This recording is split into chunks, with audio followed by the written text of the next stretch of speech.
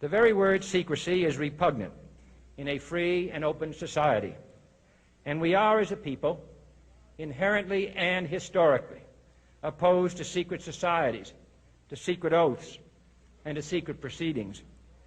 We decided long ago that the dangers of excessive and unwarranted concealment of pertinent facts far outweighed the dangers which are cited to justify it.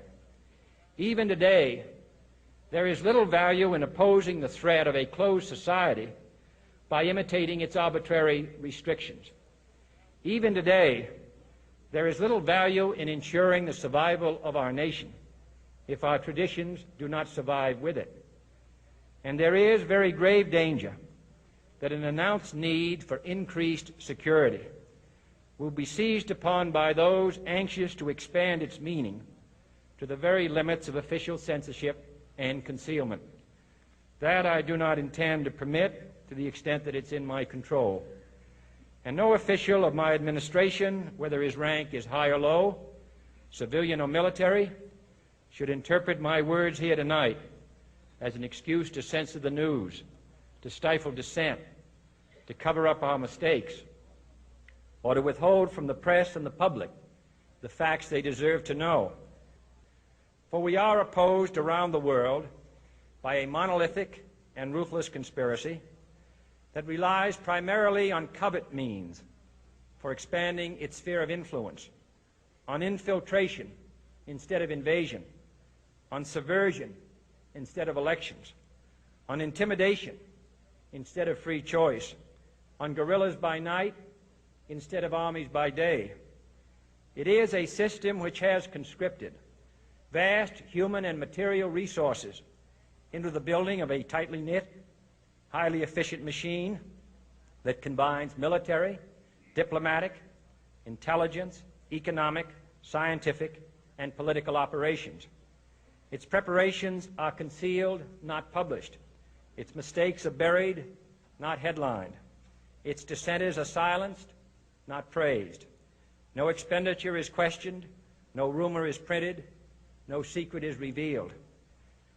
No president should fear public scrutiny of his program, for from that scrutiny comes understanding, and from that understanding comes support or opposition, and both are necessary. I am not asking your newspapers to support an administration, but I am asking your help in the tremendous task of informing and alerting the American people. For I have complete confidence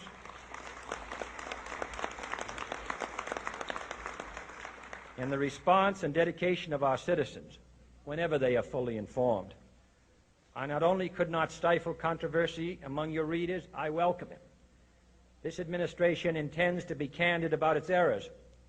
For as a wise man once said, an error doesn't become a mistake until you refuse to correct it.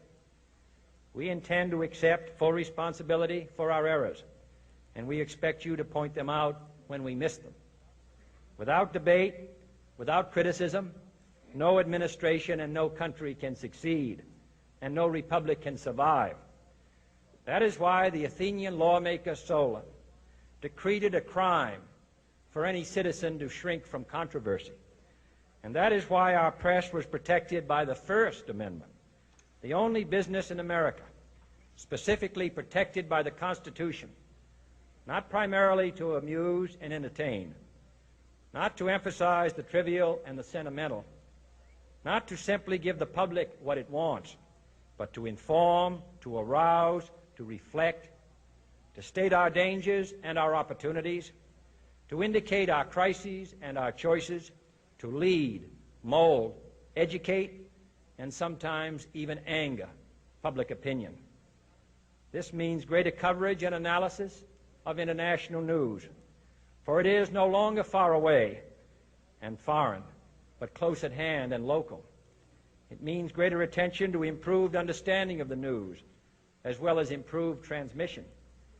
And it means, finally, that government at all levels must meet its obligation to provide you with the fullest possible information outside the narrowest limits of national security. And so it is to the printing press, to the recorder of man's deeds, the keeper of his conscience, the courier of his news, that we look for strength and assistance, confident that with your help, man will be what he was born to be, free and independent.